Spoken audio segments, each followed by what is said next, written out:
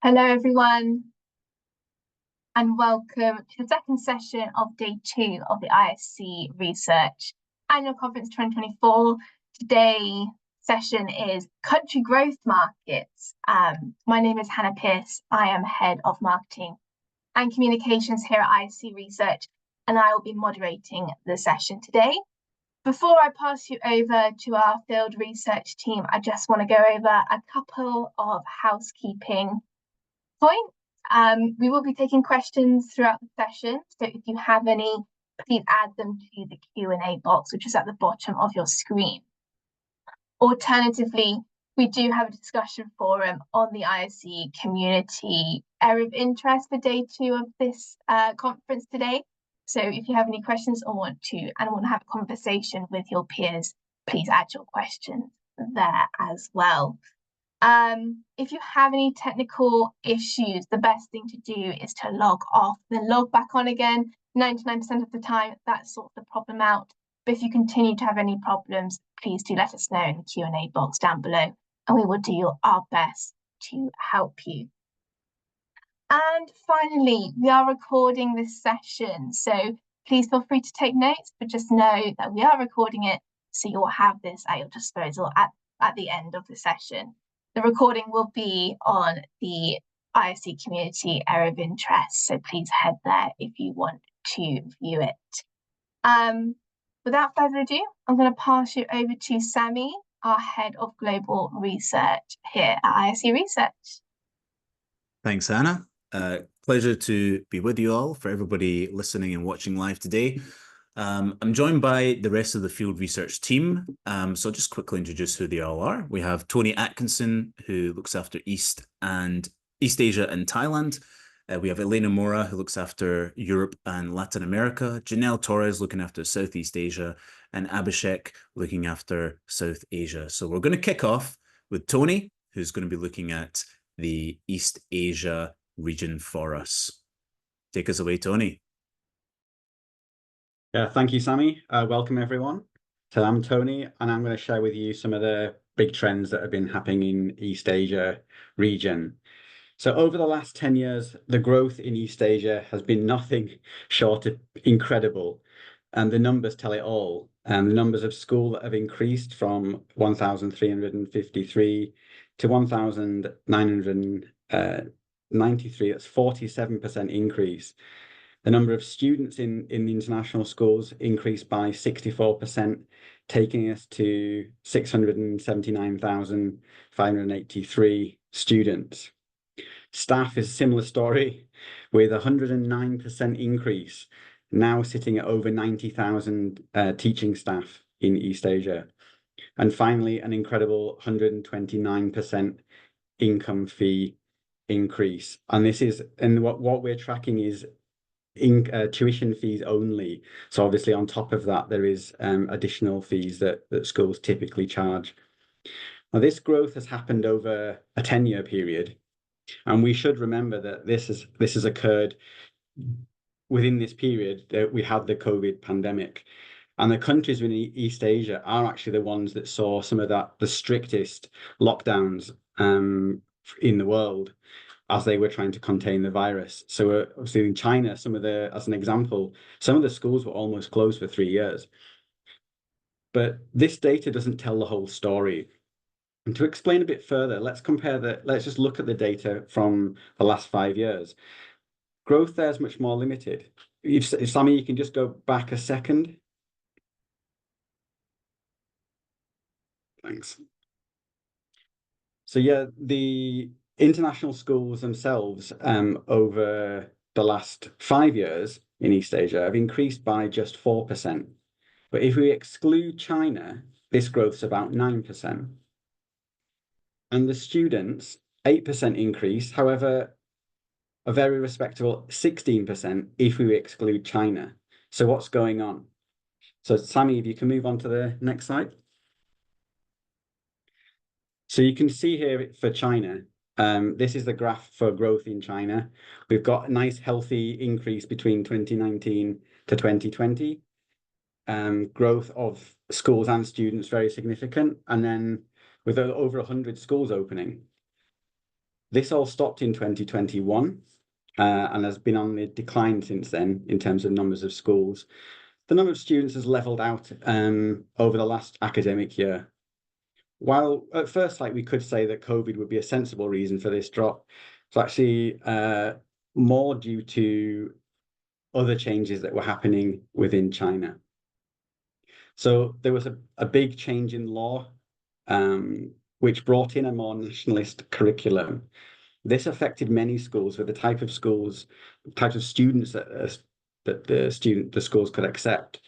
So many of the schools had, particularly earlier schools, did close, and others then delayed opening. So Sammy mentioned in the previous session, we had 17 future schools to open in China, but many of those have been in that future status since 2021. So with this, we had the change of the law, and this has really impacted China, but also countries in East Asia and Southeast Asia. And one of the biggest impacts relates to that of managing international schools and the students. So if Sammy, you can move on to the next slide. So what we've seen is a movement of Chinese families moving away from China and moving to two areas. So other countries in East Asia. So you've got Japan, South Korea, Taiwan, and Hong Kong, and also movement south towards Malaysia, Thailand, and Singapore. So you may ask, so what? China's a huge country, 1.3 billion people, a small minority in the several thousand have moved out of the country. Well, this has had a real impact on both the Southeast Asian and East Asian international schools that are receiving these students, because it's really actually changing the student demographics in those schools. So if Sammy, you want to move on to the next one. So just a quick look at some of the changes that have come in because of this. So in China itself, we do have private schools. These have increased significantly since 2021. These are schools where Chinese nationals can join. And the big change there has been a particular need for English language support. Other schools in East Asia and Southeast Asia are the ones who are receiving Chinese students. In some cases, there are English second language needs, but it's also many of the schools are having to change their complete approach to the provision of language. The schools are having to review and develop Chinese first language curriculum, which they never had to bother with before. This is obviously requiring new language teachers. And this is also coming at a time when many of the premium fee schools are looking at language development and multilingualism in the schools. So the changing in demographics is really developing certain resourcing needs around EdTech and physical resources to support these language development needs, both supporting fundamental skills and addressing home language needs and personalization of learning and language pathways for students. This is also in turn having consequences for teachers in terms of their professional development. Certainly in terms of some of the premium fee schools where the teachers haven't needed to have much consideration for second language learners of English, as historically English proficiency in their schools was really high. That to some extent has changed now, and for the mid-market fee schools, particularly so. So kind of as a summary, while doing business in China has certainly changed for many companies and suppliers, there's still definitely opportunities there. Likewise, in the neighboring countries, say East Asia and Southeast Asia, that changing demographic really is creating opportunities, particularly in terms of language support needs. So that concludes my update for East Asia. I would now like to pass over to Janelle, who will be sharing some updates for Vietnam. Thank you, Tony. Thank you, Tony, again. And I'd like to extend a warm welcome to everyone joining our ISC annual conference virtually. I'm Janelle Torres, Research Manager for Southeast Asia. And today I'll be sharing an overview of the significant growth and development in Vietnam's international school sector. Let's dive right into our first slides about the growth of international schools in Vietnam. And as you can see here, there is a 41% increase in both the number of international schools and student enrollments in recent years. Moreover, staff numbers in these schools have increased by 42%, and there has been an impressive 61% growth in total fee income. From conversations with school leaders in Vietnam in both Ho Chi Minh and Hanoi, several schools have reported an increase in student numbers, and this trend is largely driven by the growing upper middle class and wealthy families in Vietnam who are seeking international education for their children. And when it comes to expatriate enrollment, many schools describe their student population as diverse with a good mix of nationalities, but there is a notable presence of South Koreans and Japanese students in Vietnam's international schools. Some schools also report a decrease in their student numbers, and they related this to number one, companies being conservative in their finances and have not brought back expat employees who left the country during the pandemic. And number two, for early years, there's a lot of options, more affordable bilingual preschools in Vietnam. Now let's explore the opportunities in the market, focusing on market development, recently opened schools, professional development and recruitment trends, and future investments by some international schools in this next slide, please. Let's start with the market development. And let me use the acronym ASC to highlight this key development. A is for academic programs.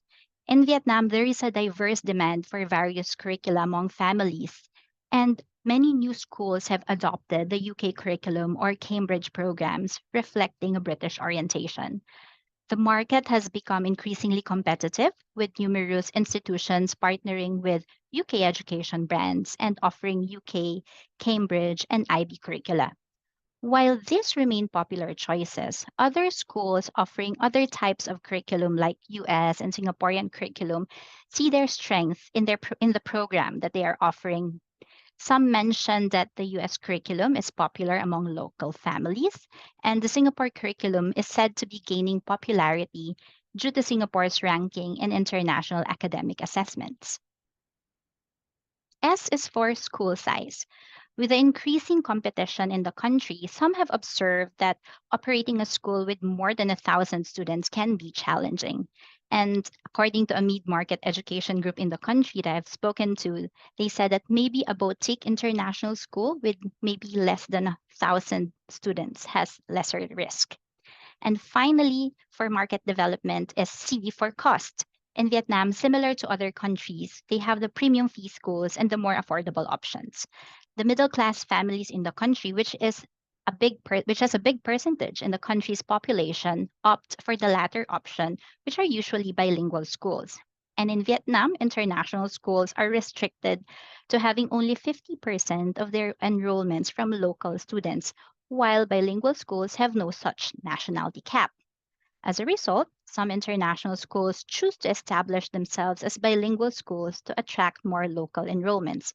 And this is also a strategic decision for them, which allows them to tap into the growing demand for international education amongst Vietnamese families.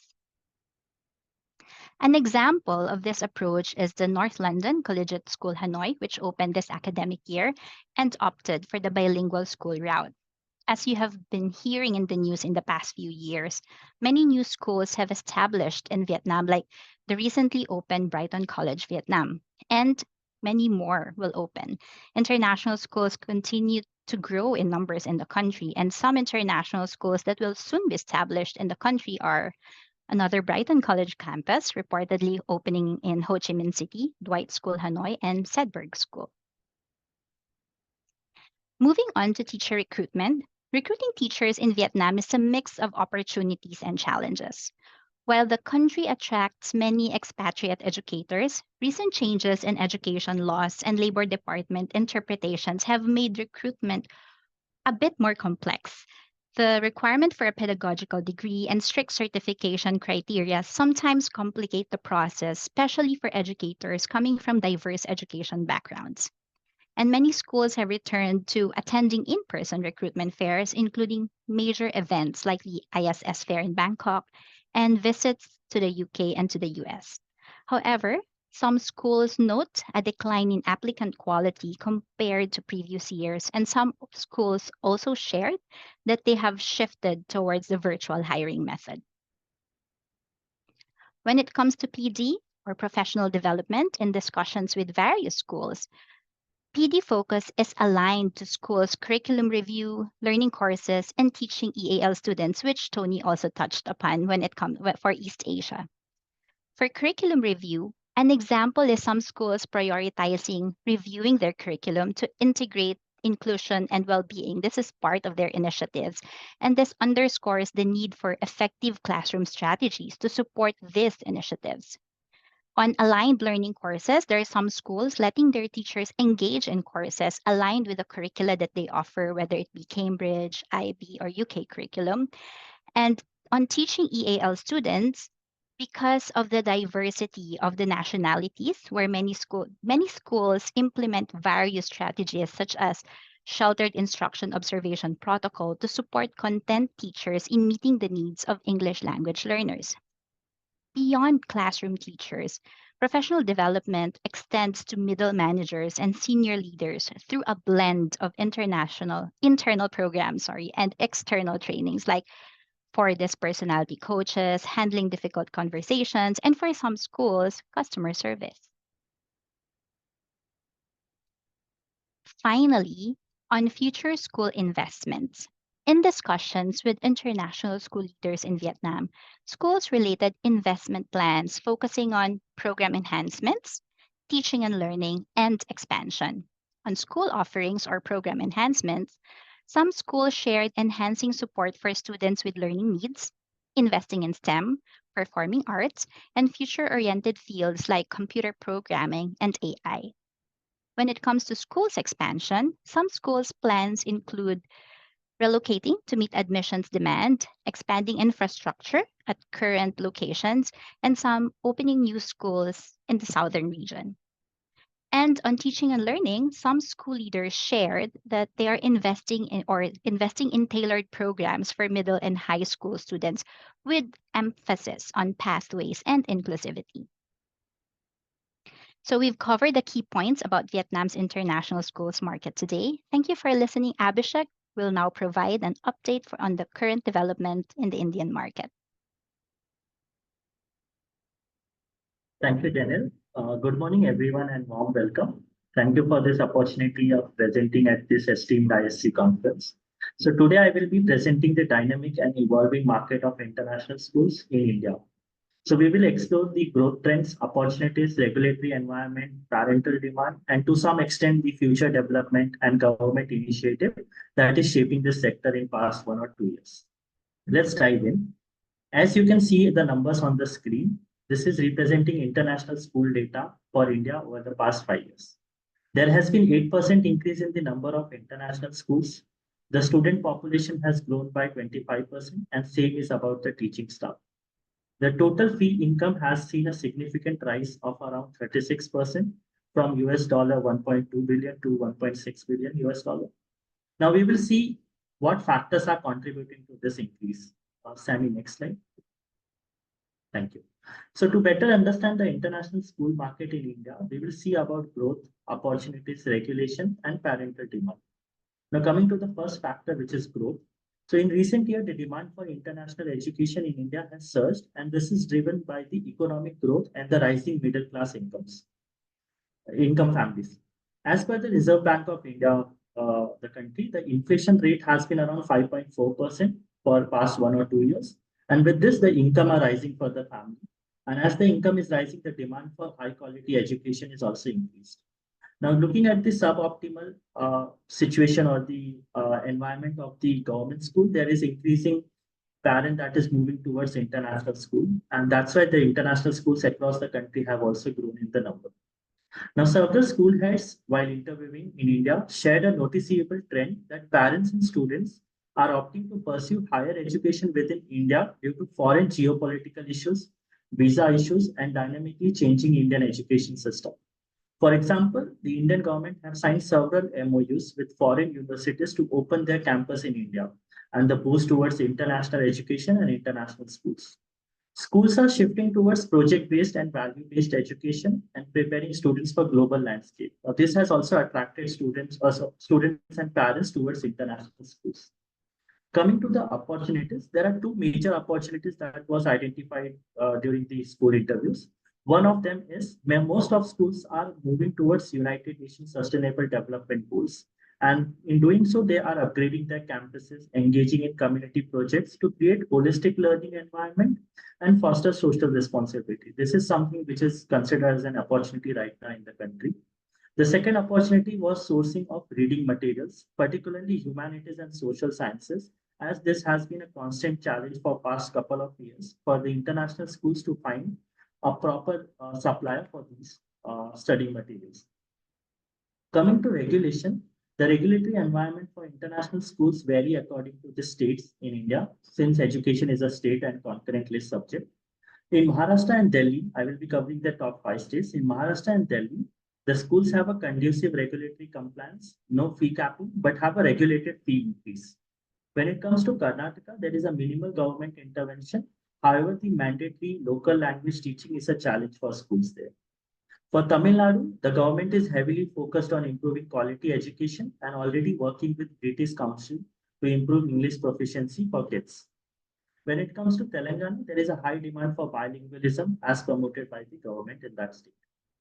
Finally, coming to the parental demand, now parents in India are prioritizing safety, academic results, and preparation for higher education. They are seeking schools that provide a strong academic foundation and ensure the children's well-being.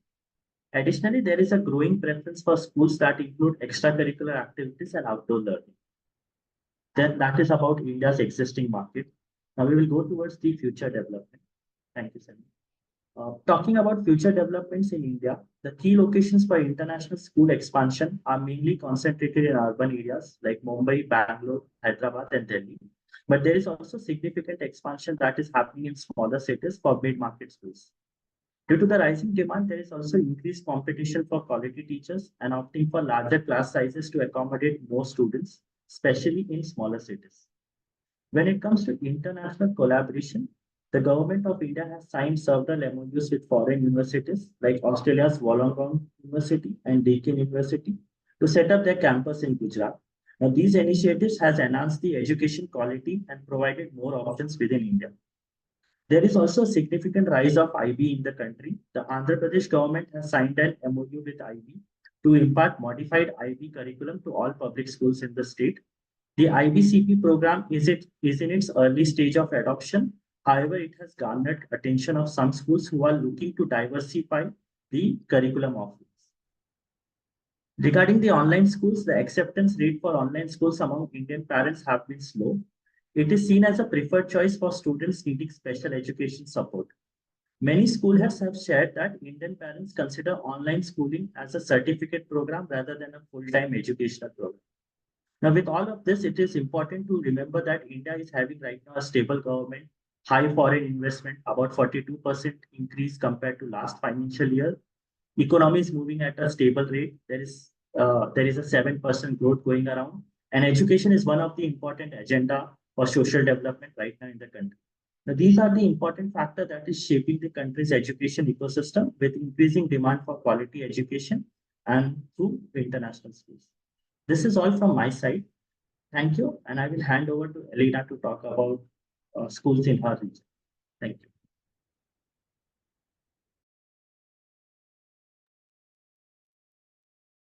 Thank you, Abhishek.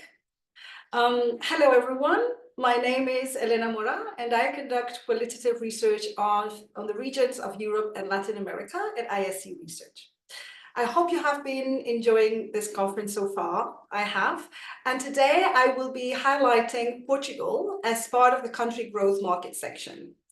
Let's start with the figures. As you can see on the screen, over the past 5 years, Portugal has experienced a 35% increase in international schools, leading to the growth of over 8,000 students and nearly 1,000 teachers. This expansion has actually resulted in a remarkable 112% increase in total fee income in the country. So what is driving this significant growth in the international school market in Portugal? Let us delve into the details. As many of you are likely aware, Portugal is renowned for its quality services, efficient transport, and reasonable cost of living, making it a desirable destination for international families. Portugal's rich history, pleasant climate, and vibrant culture further enhance its appeal. Cities such as Lisbon and Porto, with their international communities, provide strategic locations for international schools. The Algarve region in the south, known for its tourism, also attracts expatriates and is reportedly thriving. Portugal's multilingual population, where English is widely spoken, attracts students from various backgrounds. International schools can leverage this linguistic diversity to offer bilingual or multilingual programs. The growing demand for quality education, especially amongst expatriates, creates opportunities for new schools to thrive. The legal framework to establish an international school in Portugal is supportive. In fact, a decree law published fairly recently grants international schools greater autonomy in decision-making and curriculum delivery, facilitating tailored educational programs.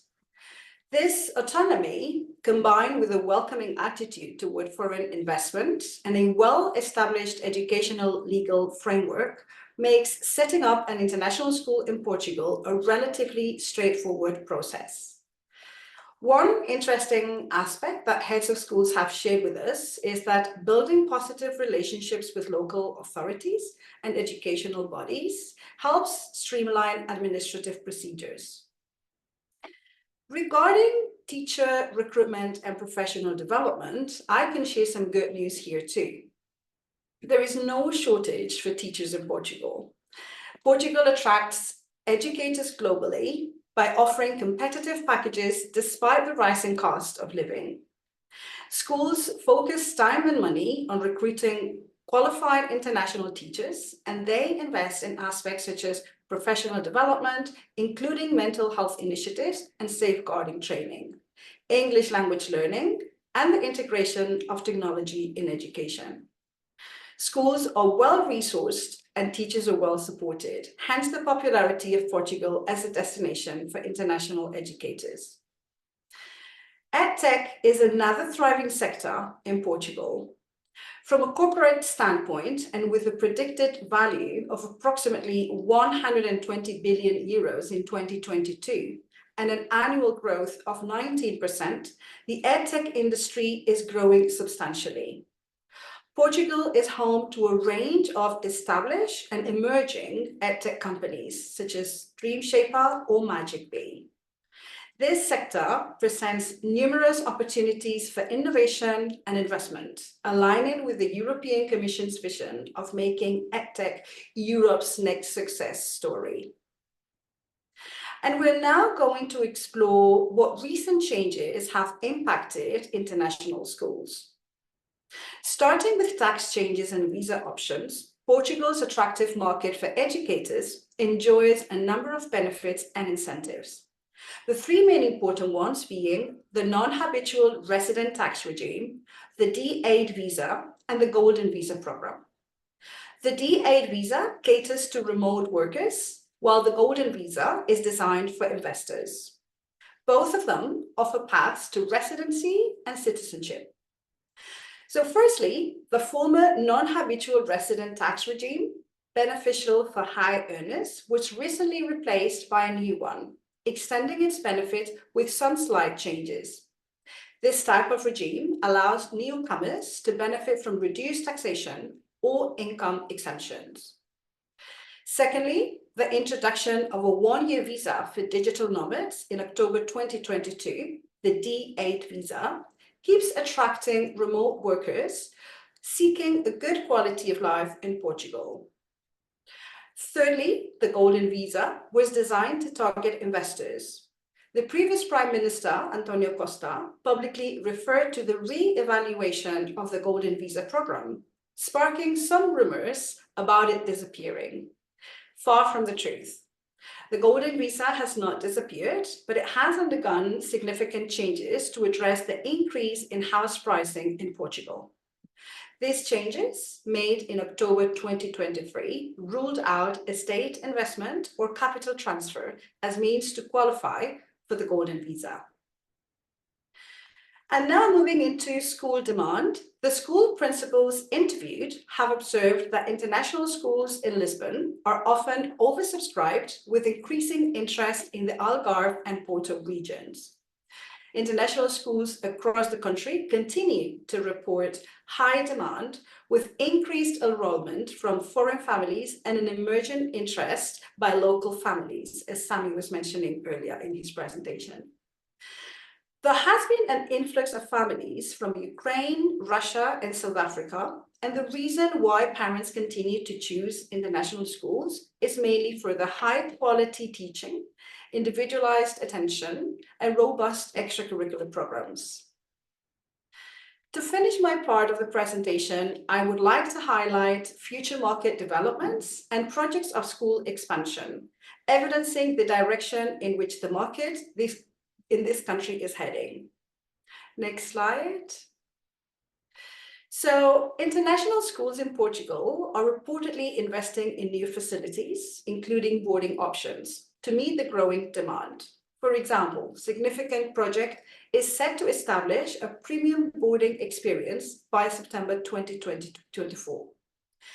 Many international schools have reported expanding campuses and upgrading facilities that range from introducing STEAM centers, robotics programs, and school labs to provide state-of-the-art educational environments. Supporting the quantitative figures from the beginning of my presentation, our qualitative research so far has shown that school leaders are very optimistic about the continuous growth potential of the international school market in Portugal.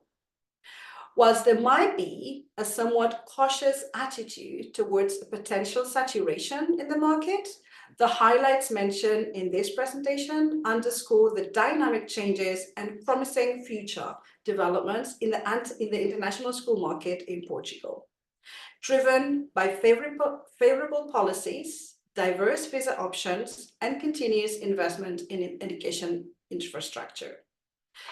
Thank you very much for your attention, and please do not hesitate to contact me directly if you would like more information on Europe or Latin America. I would like now to invite Sami Youssef, Head of Global Research, who will offer his insights on the market of Saudi Arabia. Thank you again for your time. Thanks, Elena. And I just got to say, I always learn something new when I listen to the field research team. Absolutely fascinating insights into their respective markets and regions that they look after. So I'm going to finish off this view about country-specific focus that we have here today on Saudi Arabia, the Kingdom of Saudi Arabia. And the slide that you see on here, you can see the growth over the past 10 years. And the reason I chose the past 10 years to focus on is because there's been a little something called Vision 2030 that was launched in 2016 by Crown Prince Mohammed bin Salman. And there's been great transformation taking place in the country. But let's look at these figures first, and then we can dive in deeper into the growth of the market and why that's been happening. So we currently have 323 international schools enrolling 366,023 students, employing 29,609 teaching staff, and generating total annual tuition fee income of $2.5 billion. So in terms of the growth of the past 10 years, that's 17% in terms of the growth of schools, 29% in terms of students, 30% of staff, and 98% in terms of total annual tuition fee income. So yeah, quite a big growth or drastic growth over the past 10 years. And let's explore the reasons behind it. And like I mentioned, Vision 2030. So launched back in 2016. the Crown Prince decided, the leadership of the country itself, they really wanted to diversify the economy away from just being solely reliant on oil and gas. As you know, Saudi Arabia has some of the largest oil reserve fields in the world, but they're looking to diversify, much like the other Gulf states, as they have been looking to diversify away from that finite resource and secure their financial future as a country. But for Saudi Arabia to do so, it has to not only transform the economy, but also the society and the culture itself. If you're familiar with Saudi Arabia, you know, Wahhabism is quite a prevalent piece to their culture, which is quite reserved and conservative. So there's been great changes being put in place. And, you know, the first time that I went to Saudi Arabia was back in 2016 when this was announced, or just actually shortly after it was announced in March 2016. And the biggest transformation that I saw when I last visited back in May of this year is women in the workplace. So back, I think back at that time, there was around 10 or so percent, just over 10% of women in work. We now have 33%, or just over a third of women in work now. As well, they're free to move around, and they're also driving as well. So there's been big transformation to the country in terms of society and culture. And you can appreciate that that's quite a significant impact that it has on the people there. So there are people that maybe not as comfortable with the changes taking place, but because the leadership of the country and the confidence that people have in it, that they are moving forward and they're making these transformations take place. And a big piece to Vision 2030 is education. It's about building strong skill sets for their people and the ability to enter into the workforce, and for Saudi Arabia to compete on the global economic marketplace. They want it to stand as a flagship in the Gulf, and also wider than that in Asia, and also in the global economic stage. So one aspect to that, to this Vision 2030, is that they have been investing as a government themselves. I mean, this year alone, they've contributed 15% of their GDP into education. So they've seen that education is a cornerstone to the growth of the country. And so they're investing heavily into that. But another aspect to their plans is that they have been looking to increase private sector participation. One aspect is that they want their own population, their own children of Saudi Arabian nationals, to enter into private education. And I believe in 2020, 12.5% of Saudi nationals were enrolled in private schools, and they want to double that by 2030 to be 25% of children being enrolled in private school institutions. And we're just talking about K-12 here, not about tertiary education. This is just K-12. So there's great initiatives being put in place, and the need for private operators to come in and expand into the Saudi market. So of course, in order to do that, they need to make sure that the demand is there. So they're encouraging their own population to do so, but also they've been relaxing the regulatory environment for foreign investors to enter in. And one such change was the opening up of foreign ownership. So they allow 100% foreign ownership of schools in Saudi Arabia. So they're really alleviating that regulatory environment around foreign ownership. Another incentive to try and drive up the expatriate population is particularly the skilled expatriate workforce. And actually in Saudi Arabia, 46% of the population are already foreigners, they're already expats, but they want more skilled expats coming over to the country. So for one aspect, one initiative that they launched, and it came into effect on the 1st of January 2024, is the Regional Headquarters Program. So in essence, for a company operating within the Gulf, or multinational companies, they need to set up a headquarters in the Kingdom of Saudi Arabia.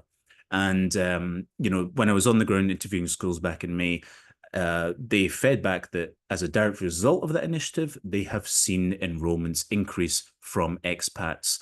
And just to note on what are the most prevalent nationalities that are there. I mean, you have a big South Asian population, being Indians, Pakistanis, Bangladeshis, Nepalese, and also Arab nationals. So big Egyptian, Jordanian, you know, population in Saudi Arabia itself. And we're starting to see as well, some more growth within the British and American expats as the economic growth is happening there and the foreign direct investment is coming over. And as well, we're seeing we've seen some South Korean movement as well, but in more like the hundreds rather than the thousands, as there's some big infrastructural projects, especially in the eastern side of Saudi Arabia with oil and gas, with Hyundai being a partner with Aramco in those developments. But more interestingly, actually, this year, in 2023, to correct myself there, the largest contributor for foreign direct investment was actually China. China contributed more in terms of any other country in the world. Even the US, which has traditionally been the highest contributor for foreign direct investment. So we've seen a shift there. But interestingly enough, from the schools themselves that we interviewed, they didn't actually note any increase in Chinese families enrolling into their schools. It's pretty much flatlined, even though there's been that increase in foreign direct investment. So it's more so around those other nationalities I mentioned, with South Asians and Arab nationals moving over. So we're seeing that growth and expansion there, and that encouragement for more expatriates to move into the kingdom. And of course, as we've mentioned as well, they're transforming the country to make it in terms of societal transformation. And one such thing, as you've noted, with all the big sporting events that have been happening within the country, such as the WWE holding events there, the World Wrestling Entertainment Federation, as if you're familiar with that one. You have Formula One, which already has the race taking place in Jeddah, but they're actually going to be moving that to Riyadh in 2026. And of course, they put a bid in to host the 2034 World Cup. So they want to be on the global stage for sporting events. So in order to do so, there is a certain regulation that they're looking to change as well, being alcohol. And actually, in the diplomatic quarter, they opened their first alcohol shop. It is only available for diplomatic families, but there is the rumor on the street, nothing official yet, that it will expand and be open up even further with licenses being available. So it looks like it's going to follow the similar kind of trend as what Qatar has introduced, where the high-end luxury hotels are able to offer and have licenses to offer alcoholic beverages. So they're looking to make it more accommodating, and especially because they're investing heavily into tourism as well. So if you look around all along the west coast of Saudi Arabia, you have that in the Red Sea, they have a big tourist development, infrastructural development going on there. There's a lot of special economic zones being set up across the country as well. And like I mentioned already, the oil and gas sector as well, still a lot of infrastructural development taking place in the eastern coast as well. So in order to accommodate the demand, they are looking and seeking more private school operators to open up across the country. And MISA, the Ministry of Investment for Saudi Arabia, has actually earmarked exactly how many schools they would like opening up across the whole country. So they've been very deliberate and very particular about how they're going to continue this expansion. And as Janelle actually mentioned earlier with Vietnam, in terms of the size of the campuses, they've been estimating that these schools should be around 300 to 500 in terms of capacity for student numbers. So they're looking at more community-sized international schools opening up across the country rather than large-scale, super premium, super scaled campuses. But they have included that in their plans for these bigger campuses to be opening up. But they see that more of these smaller community-sized international schools or private schools opening up across the country. But of course, the regulatory environment is still quite strict, and it's actually still a little bit in its infancy as well, as the Ministry of Education is looking to open up and have more international schools operating within the country. And also they're still formulating their inspection framework.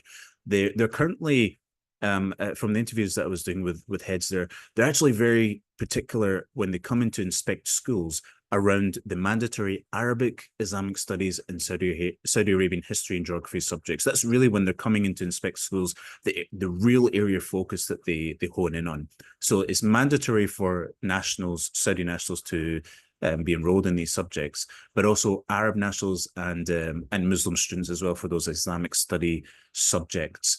So they are trying to formulate more that inspection framework to look into other areas in the international schools. And they're looking to follow a similar kind of format as what's in for the KHD in Dubai and also Qatar, the way that they have their ranking for schools, to make that publicly available for parents to be able to peruse and understand the ranking of schools and the quality of the educational programs that they're offering. So that's something that's in development. It's not been formally launched yet, but the Ministry of Education is working on that. So that's a development in process. And you also have that Saudiization policy. So like I mentioned, a big piece of Vision 2030 is about leveling up the Saudi workforce. And one aspect to that is that they require a percentage of the workforce within schools in particular to be Saudi. So schools need to adhere to this policy. There are some exemptions at the moment, especially with that regional headquarters policy that they brought in. There are exemptions attached to that Saudiization policy, but the majority of schools are not under that RHQ program. They do need to adhere to this. So a great benefit to the entrance of women into the workforce is that a lot of them have been going in to work within educational institutions. And on top of that, they're investing in the tertiary side and setting up more quality teaching programs and trying to expand that so that they can bring more teachers from Saudi nationals into the education sector. So the prospects for Saudi Arabia still looking good.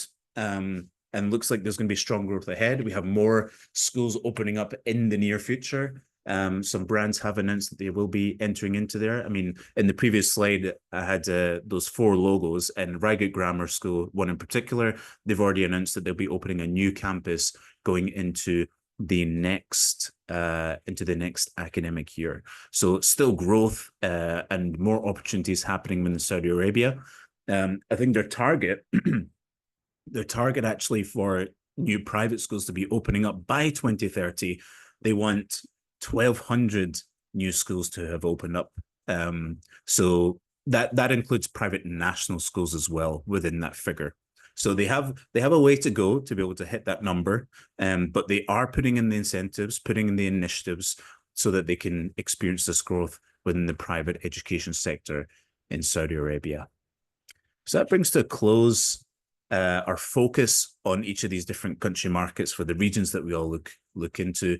We have a little bit of time actually. So if there's any questions, you can drop them into the chat. And if anybody's writing any, I'll just cover this teacher movement report and share this with you. I mentioned it in the previous session and glossed over this a little bit in terms of the statistics. But this survey, we did this back in February 2024.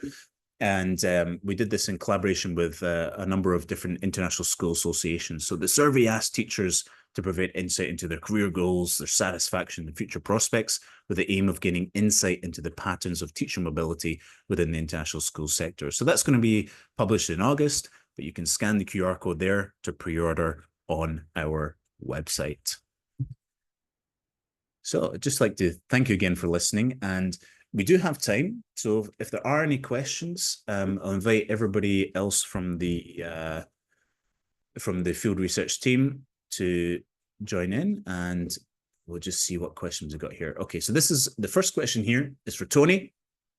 What is the reason again that students and teachers move out of China? Sure. So yeah, in 2021, the government introduced the private education promotion law, and this put caps on certain groups of students being able to, so Chinese students being able to participate in international curriculum. So the curriculum that's really been focused on now is that of the Chinese curriculum.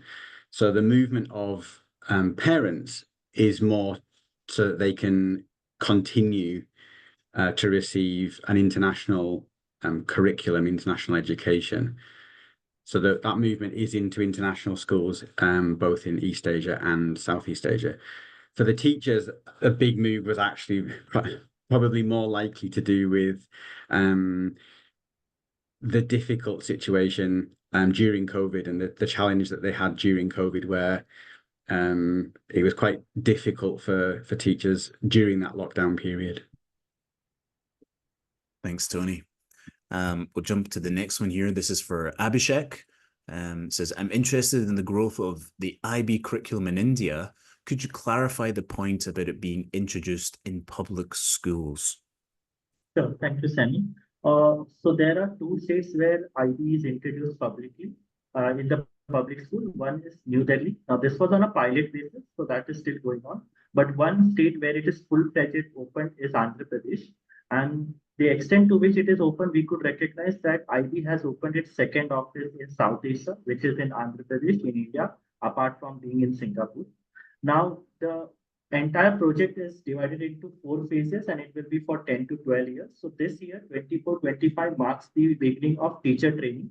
25-26 is the first year when the IB grade 1 starts in the public school. It will go on till 2034-35 till the 10th grade is passed. And then in the next year of that 2026, 2036 and 37 will be the grade 12.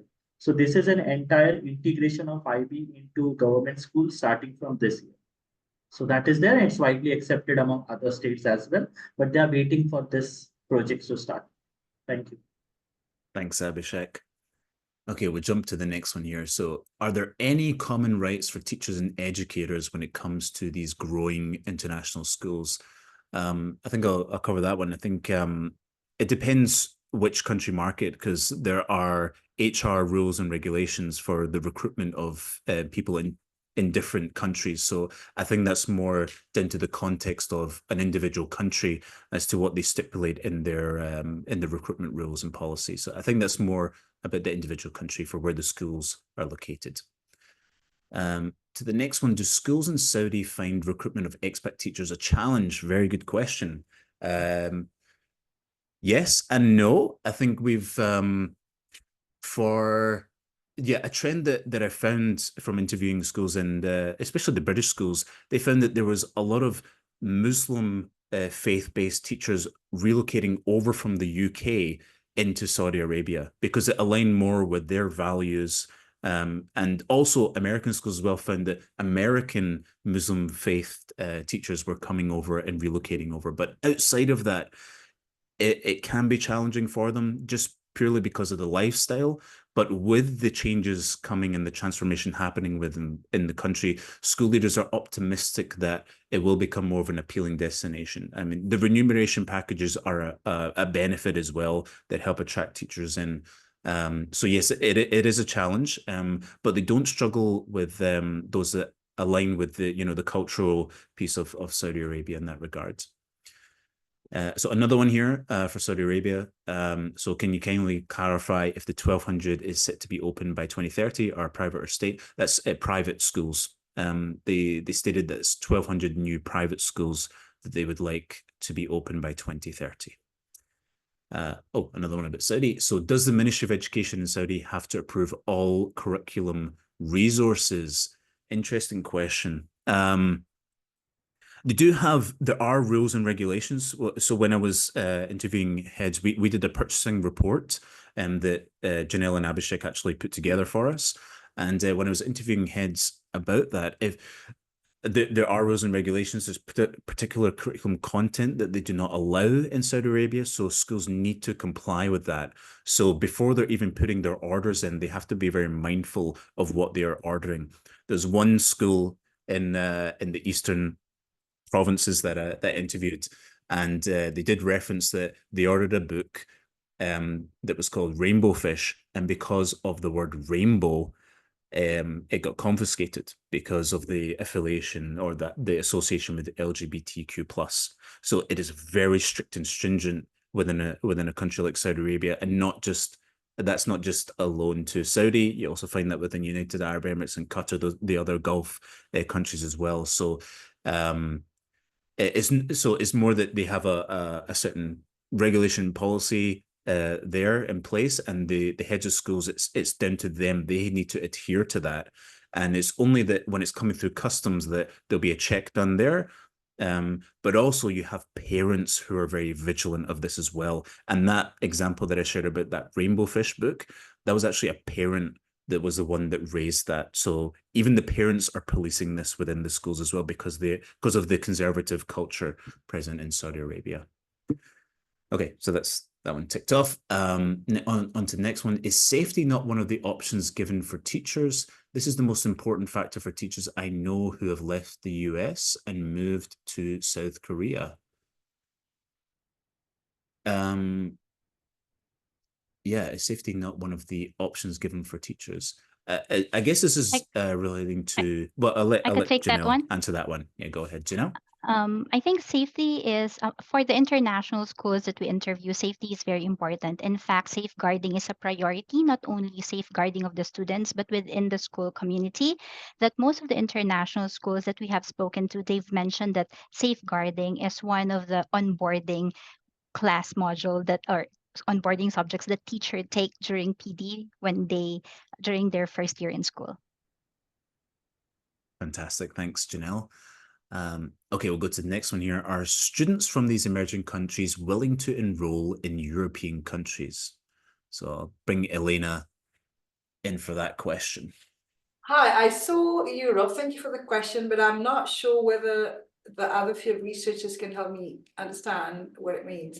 Are students from these emerging countries? So I guess by emerging countries, it means emerging so I countries. guess within Asia and yeah, these emerging countries are willing to enroll. And then it says willing to enroll in European countries. I wonder if the question, I don't know if Amelie is still there and she wants to elaborate, but maybe it has to do with mobility, because we've been mentioning that there's been some mobility patterns, especially after the pandemic. That's one thing that I could comment on that has happened. And in my experience, there's been movement from the Asian region towards European region by European nationals trying to look for a little bit more stability. As Tony was saying, some countries in Asia had extremely strict rules and regulations with the pandemic. And also after what happened, a lot of people wanted to come back to their families. So if that question refers to mobility patterns, I can confirm that that has been a trend identified through the conversations that I've had with principals. Yeah, I'll add on to that one. From heads that were interviewing in Hungary in particular, because of the relationship between Hungary and China, there's actually been a growth of the Chinese expatriate population in China itself, and that's been directly impacting the international schools there. So we're seeing that kind of mobility. It rests a lot on the foreign direct investment and the economic movement of families over from Asia, and especially like a place like Milan as well. We see that there's a South Korean population growing there as well. So really it depends on those economic opportunities for families around the world. Okay, well, we'll go to this next one. Are there a confirmed number of private schools that are opening in Vietnam over the following years? Actually, there might be some confidential ones that we might not know yet, but based on our knowledge, on our research, the last time I wrote the MIB report, there are at least 11 new international schools that is set to open in the coming years.